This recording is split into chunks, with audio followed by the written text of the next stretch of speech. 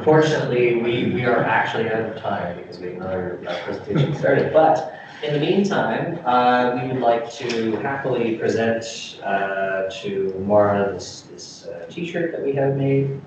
Wear it with pride, right? Very excited. And we also have a gift of our appreciation for And I've been asked to look at it because the student made it.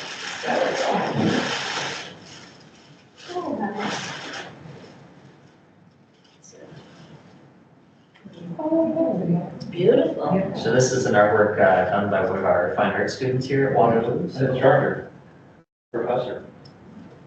Oh, somebody, that's the professor. It's beautiful. It's very good. Thank you. Thank you so much. And with that, I just want to extend a round of applause for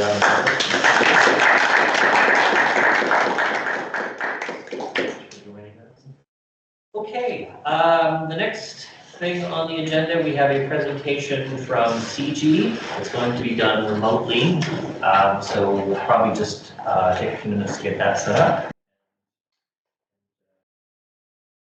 I'm delighted to be here. My apologies that my camera seems to be not working. So in the age of AI and advanced technologies, we've been thwarted again. But I'm delighted to be here with you today. And although CIGI is just down the corner from where you are, I'm based in Ottawa, and the colleague who is going to be there with you in person is actually sick with COVID today. So, but we're making do. So can you see my slides okay? I'm not sure if everyone in the room is positioned to be able to see them. Yeah, we can see your slides. Okay, well, fantastic.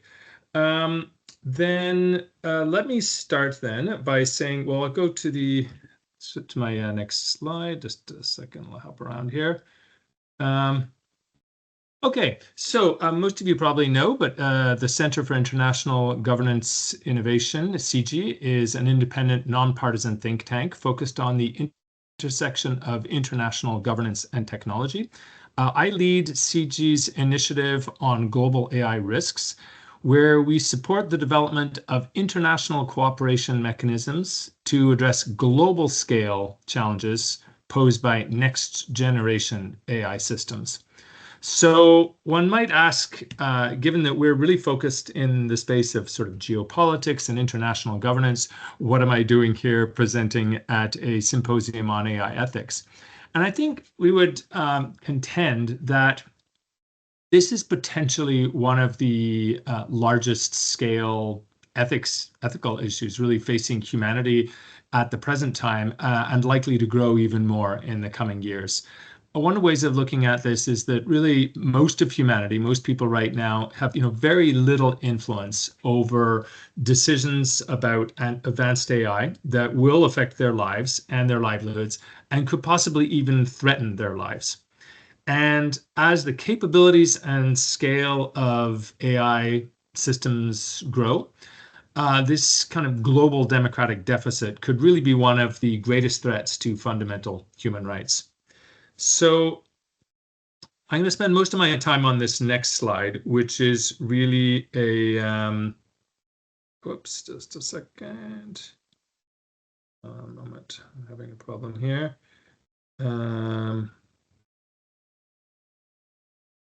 Just a minute. There we go. All right. Which is sort of summarizing a 40-page PowerPoint that we have on one slide.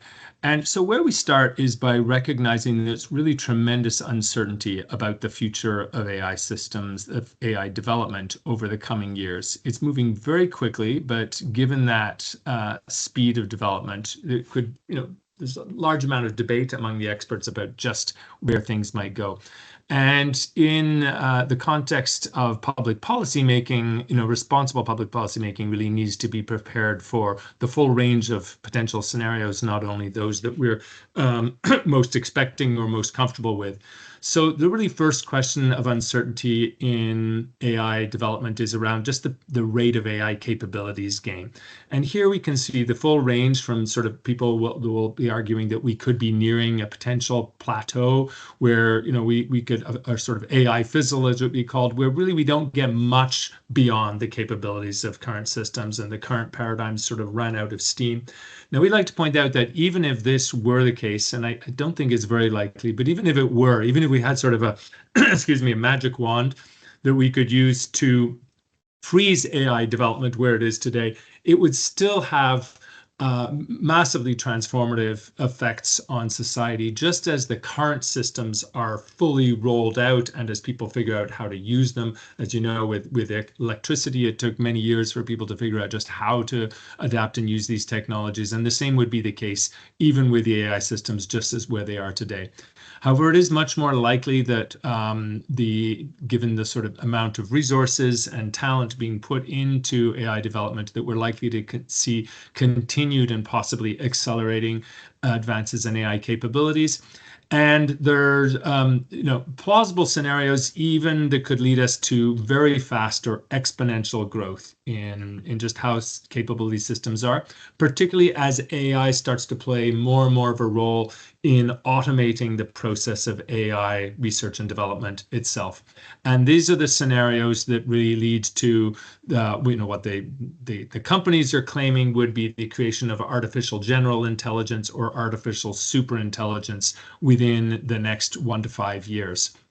Now, of course, we shouldn't believe the companies. They may have some vested interests in hyping their own products, but there are a number of independent observers, AI scientists, Nobel Prize-winning AI scientists, and whistleblowers and former insiders and so forth that are saying, watch out, this is not out of the realm of possibility.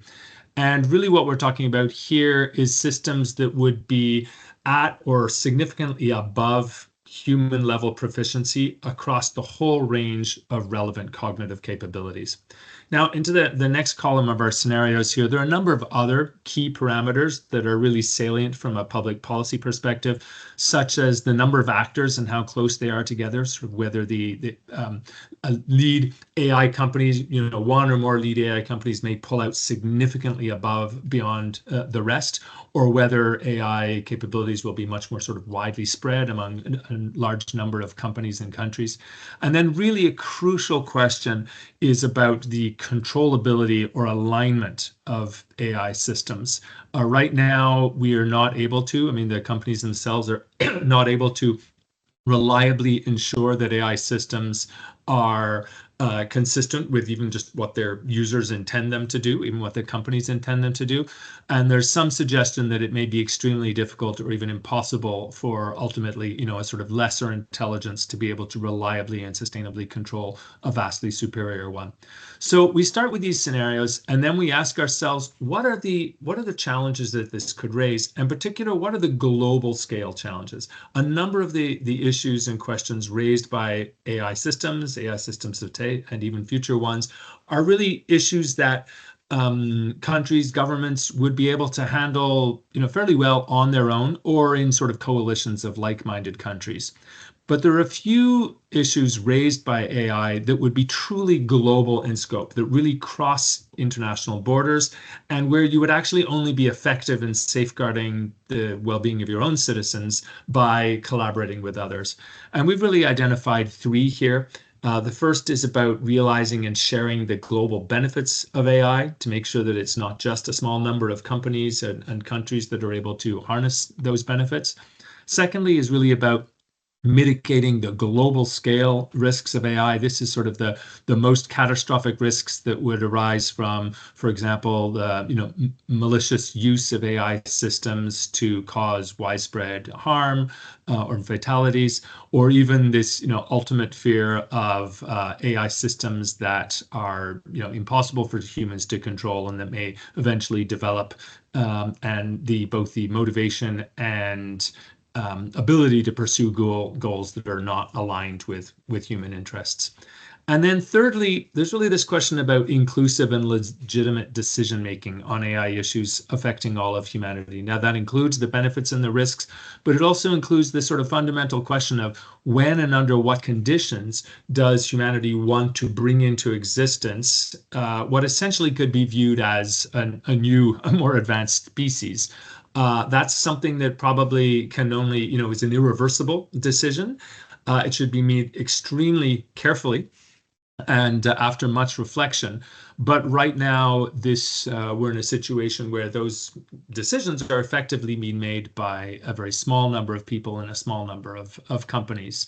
And so the question would be, how do we expand that to bring that at least under government control and potentially under multi-government control, so that this is so it is more legitimate and effective as well. So finally, the main focus of our work is to say, okay, well, if we are dealing with those very challenging AI scenarios and these significant global scale challenges, what would we need? What would countries need? What would governments need in order to handle these issues, these arguably global scale ethical issues effectively?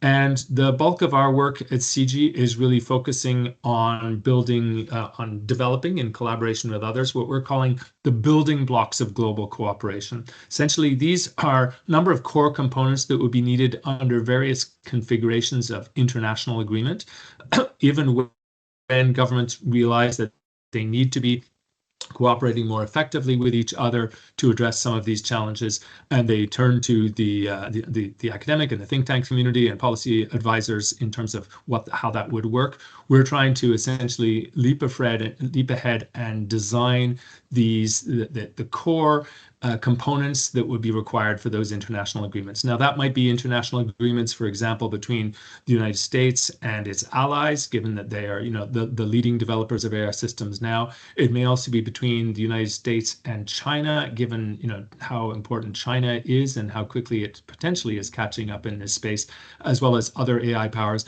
And ultimately, of course, ideally, this would be something that would be truly universal, multilateral in scope.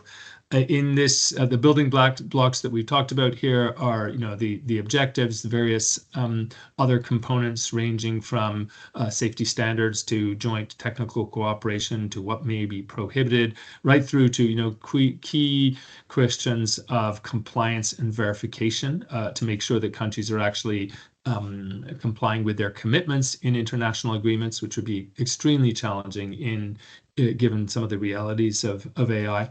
And then finally, what are the institutions that would be needed for this? So just a quick sense of actually what we're practically doing in this space. So we're just in the process of launching a collaborative design process on the building blocks for international agreements on global AI challenges.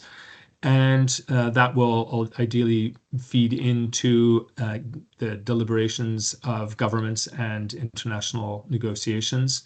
We also have a number of additional research briefs and sort of deep dives on a range of key related topics. And then we also have, beyond our sort of research focus, we're also building awareness for action within sort of a broader community of public policymakers and governments and civil society around the world. Part of this is through a process with the T20, that's the think tanks that support the G20 process. And then we are also running some scenarios exercises with the OECD and with the Government of Canada. So that's a really quick tour through what we are working on. I hope that provides a sort of very big picture, global scale context for some of your discussions over the next couple of days. And at this point, I would invite you to get in touch with us if you're interested in learning more. This is a QR code to our paper that we put out in July. We'll be putting out an updated version soon, but there's still a lot of relevant content in this paper. And please don't hesitate to reach out by email if you'd like to learn more. So with that, open to questions.